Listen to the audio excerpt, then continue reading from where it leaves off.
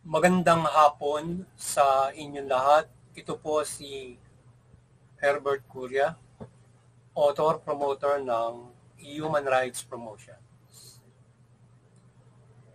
Ang ating boses sa malayang demokrasyang ito, kakibat ang ating pananalig sa ating banal na Panginoon Diyos, banal na Panginoon Kristo, at gabayan ng kaliwanagan ni Banal Santa Maria mula sa ating isyong nakalap at pagbabantay sa mabuting pamamahala, patas na hustisya at karapatang pantao. Hinggil sa issue ng World Teachers Day celebrations ngayong October 5, 2025. Yan. At bago tayo magsimula ay Happy Teachers Day to all teachers sa buong mundo mula dito sa bansang Pilipinas. And Happy Teachers Day doon sa ating alma mater, Polytechnic University of the Philippines. Happy Teachers Day sa inyong sa mga profesor dyan. Yan. Lalo na yung mga naging profesor dyan. At gayon din sa ating high school and elementary, Infanta Elementary School and Infanta National High School. At gayon din dun sa nag-study rin tayo sa IRIS, Eulogio Amang Rodriguez Institute of Science and Technology. Hanggang second year college tayo doon. So, Happy Teachers Day sa mga katitsaran dyan. So, ngayon ay ang mga katitsaran o mga guro ay magdadaos ng selebrasyon ng World Teachers Day o National Teachers Day dito sa Pilipinas sa darating na October 5, 2025 o taon-taon na dinadaos nila ito sa petsang ito. At ang Pilipinas ay nagdiriwang nito mula sa September 5 to October 5, 2025. So yan. So yung ilang mga guro at empleyado ng pamahalaan ay nagsagawa ng pagsasaboses ng ating pamahalaan nitong October 3 at ang iba naman ay nag-suspend ng classes nitong Friday. So yun, yung iba nagsaboses sa ating pamahalaan itong mga nakarang araw para dito sa celebration ito ng World Teachers Day and National Teachers Day dito sa Pilipinas.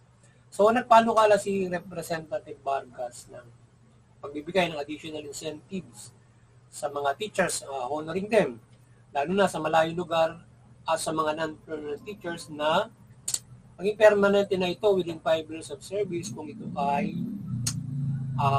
yan. So ito yung HB 5085 at 5083. So yan. So sabi ng isang congressman, Vargas, na to honored teachers ay ating sulong yung kanya o suportahan yung additional incentives para sa kanila. Yan. Kagaya halimbawa yung mga non-permanent, maraming kailangan ng teacher, yung non-permanent, kapag within 5 years, pwede na sila maging permanent. Tapos yung sa mga malalayong lugar, so binibigyan sila incentives kung halimbawa malayo yung travel, lalo na sa paraplang area, halimbawa pupunta ka sa kabundukan, yung gano'n. So dapat may mga insentibo sila para doon sa gano'ng kalayong mga lugar. So yan yung panukala ng isang batas at suportahan ng Kongreso, Senado at maging ng ating Pangulo para may pasel. At di lamang yun, iba't ibang mga dapat na ipagkaloob sa ating mga katitsaran, lalo na yung pangangalaga din sa kanilang mga salary at all over lahat, pati yung mga pangangailangan nila sa kanilang pagtuturo. Dapat nakaprovide lahat yan at kompleto na binibigay ng ating pamahalaan mula dun sa Department of Education and CHED yata yun, CHED, Department of Education, mula elementary hanggang college, universities. Ayan, dito sa ating government mga public schools. So yan at yung iba rin ay suportahan din yung yung mga sinasabing mga private school na kailangan ng ayuda ng ating mga ilang mga estudyante para doon sa mga private school na matulungan sila makapag-aral at masuportahan na patuloy doon sa mga private school kung saan sila mag-aaral. So, etc. na mga issue dyan. So ngayon, ang Human Rights Promotions ay mariing sumusuporta sa mabuting pamamahala, patas na hustisya at karapatang pantawa. Sa isyong ito, ng World Teacher Days 2025 ay ating maiting na sinusuportahan ang hanay ng katitsaran o mga guro. At sa pagdiriwang ng araw na ito, naway magkaisa ang lahat ng teacher sa mundo at dinggin ang kanilang hinaing at sila ay patuloy na suportahan ng ating pamahalaan at ng lipunan sa kanilang profesyon, lalo na sila makapagbigay ng edukasyon at maakay ang mga tao sa edukadong pag-iisip, pamumuhay, kaalaman at kakayanan. So yan, sana suportahan sila ng pamahalaan patuloy ng lipunan at siyempre ng United Nations, yung buong mundo, lahat ng mga pamahalaan, lahat ng bansa, yung mga katitsaran. Yan. So yan, maraming pangangailangan yan sa mga katitsaran. So kulang yung mga teacher sa bawat mga bansa na dapat puluan. So dapat suportahan ng mabuti yan. At yung kanilang mga pangangailangan bilang mga teacher para itong profession na ito ay from the government and private ay sila ay makapag-hatid ng maayos na kaalaman sa ating at makapag-ubog sa ating mga mamamayan or the students. So yung mga hinaing ng mga katitsaran sa Pilipinas at buong mundo ay naway ang mga kapamalan at maging United Nations ay tumiling ito. Yeah. So yung sinasa boses na hinaing ng mga katitsaran kagaya dito sa Pilipinas, syempre dapat ito ay pag-aralan dinggin, suportahan pa mga kapamalan at syempre ng United Nations. Yeah. So dito sa bansang Pilipinas ay maraming hinaing yung mga katitsaran mula public to private schools in all levels, lalo na sa mga colleges at university. So, yung kalidad ng edukasyon ay maibigay nila sa tulong ng pamahalaan at mamamayan. Hindi lamang sa sweldo at benefits, kundi ang maayos na pag-aaral, pag-travel, papunta dito at ang teacher at estudyante ay pareho makinabang sa mga ito. So, yan. Yun, dito sa bansa natin at in other countries, maraming issue, maraming hinaing yung ating mga katitsaran. So, yan, pangunahin doon sa paaralan, yan, yung mga silid-aralan, yung mga supplies, pangailangan, both the teachers and the students, mga staff dyan, at syempre, hindi lang yung kanilang wala sa kanilang sweldo, benefits, yan, etc. etc. So, dapat yan ay patuloy na pinag-iibayo, dinidevelop ng ating pamahalaan para sila ay makapagbigay ng kalidad at mahusay na edukasyon, kaalaman sa ating mamamayan. So, nagkakaroon tayo ng mahuhusay na estudyante, susunod na salinlahi na siyang magiging bagong profesional na magpapainog ng ating lipunan. So ngayon ay mayroong mga ibang mga issue sa ating eskwelahan. Sabi na pagbasa, etc. Yan. Sa pag-learning lang medyo nagiging. Yung iba hindi nakaka-cope up. So, sa iba't ibang istorya. So, dapat mag-ibayuhin ng ating DepEd, pamahalaan para lalo sila magkaroon tayo ng mahusay ng mga mamamayan. Lahat ay dapat edukado. Elementary to high school at technical to professional para meron silang kapangipanginabang at meron silang pangkabuhayan na mula sa kanilang skills and profession, diba? So, kaya dapat yung ating pamahalaan kakibat dyan, hindi lang yan yung mga private, hindi lang yan yung kung may trabaho kung makapag-aaral na. Kakibat natin ang pamahalaan para mabigyan ng edukasyon, patutok yung mamamayan. So, dapat makapumuhay din yung mga katitsaran ng patas mula sa karapatan ng tao upang hindi ito makasagabal sa kanilang pagtuturo. So, kung mababa ang pasahod sa mga teacher, hindi ito makapamumuhay ng maayos at mabigyan din ng edukasyon ng kanilang mga anak. So, yan. So, may mga teacher na hindi sila makapag-aral din ng maayos ang kanilang mga anak sa laki ng gastusin sa kolehiyo. So, yan. Pangunahin yung isyong pasahod sa mga katitsaran. So, inaba yung kanilang kinikita para makapamuhay sila na maayos. Kung single, may asawa, may anak, ako hanggang sa mga 5 anak, mga ganon, na dapat yung sahod nilang kumukupab. Meron ba silang sariling tirahan? Meron ba silang yung mga sweldo nila, nakapamumuhay ba sila maayos sa kanilang family?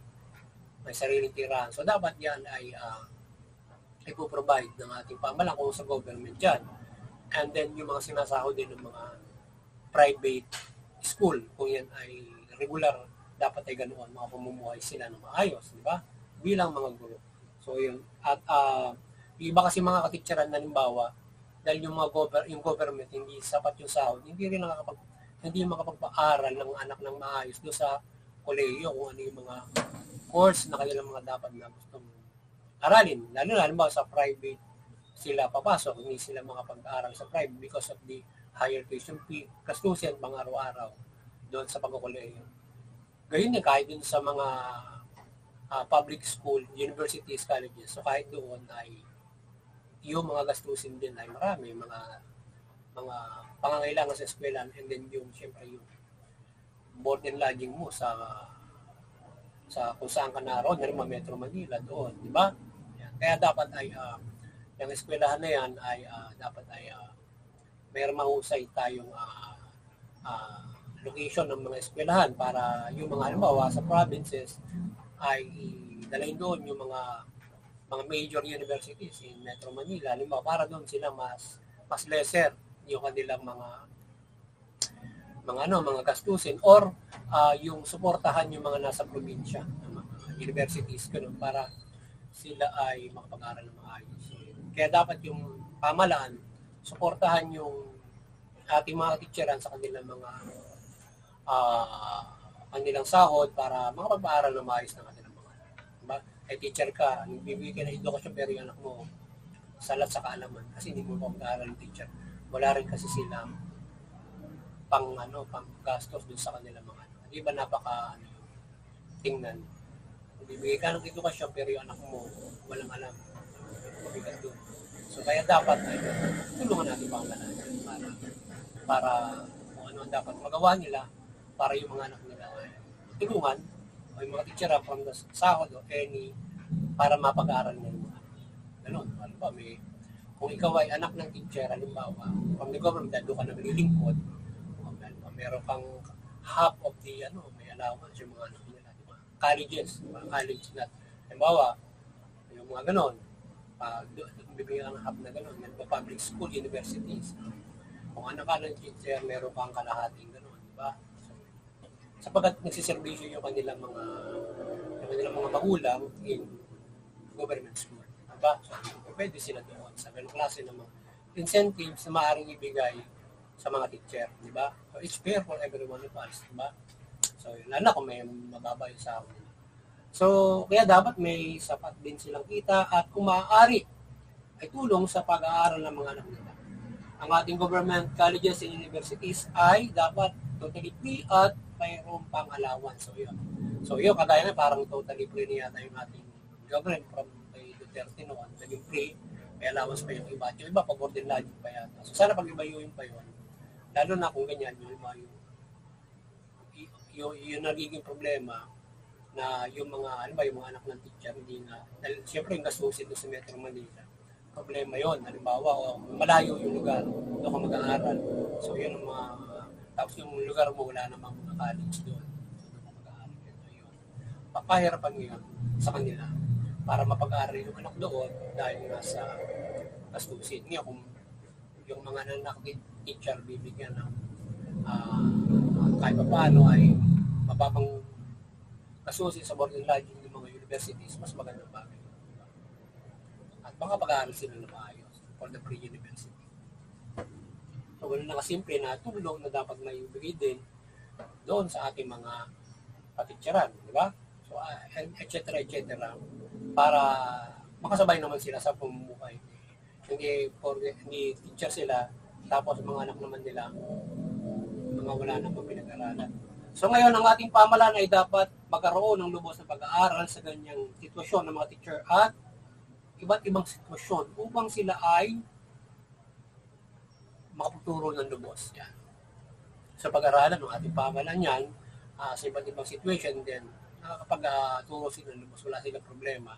Kasi pag minsan yung problema sa bahay, financial, nagiging burden para makapagturo ng maayos doon sa eskwela. Diba? So, yan. At ang kaliwanagan ng Banal Santa Maria ay magliwanag sa mga katitsaran at sila ay magabayan sa kanilang moral at lakas sa katagal sa kanilang probisyon at maakay nila ang mga estudyante o mamamayan sa paghubog ng kanilang isip at kakayanan at ugali sa pamamagitan ng edukasyon. At higit sa lahat ay ang pananalig sa Diyos mula Panginoong Jesucristo. So, sana maliwanagan nila ng katitsaran mula Pilipinas at buong mundo. Sila ay magabayang moral para sila laging morally mataas yung moral ascendancy nila sa pagiging teacher. Hindi sila demoralized na binabalbal yung mga katitsaran, di ba? So, yun. Yung mga problema mga ganyan, dapat sila laging magagaling yung kanilang mga moral ascendancy and morals para kakayanan. So, wala silang makakapagtuturo sila ng maayos. Yan. Mahuhubog nila yung mga estudyante. Yan. So, muli, maliwanagan ni Banal Santa Maria yung ating bansa mula mamayang pamahalaan at mamayang Pilipino. Yung pamahalaan, mamahalan ng mabuti, matubig, dugulin yung karapatan ng tao, patas na notisya, iwasan yung pang-aabuso, korupsyon, katiwalian, yan, at presyon. So, bagpos ay mamahala kayo ng mabuti.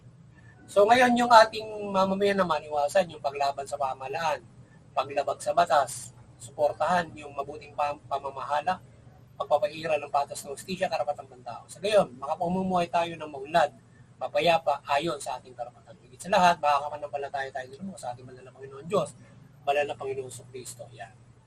Yun. At muli, sana nakapagsabuhay sa naman tayo ng sa linggong ito mula dito sa sisyong ating tinungayan na World Teachers Day. Yan. So ngayon, bago lahat ay ating Happy Teachers Day dun sa aking mami at din sa aking late father. Happy Teachers Day. Ako sa teacher din yung ating mga magulang, yung mami ko at saka yung daddy ko. Pares din silang teachers. So, Happy Teachers Day. Yun. Yun, hanggang dito lang at magandang hapon muli.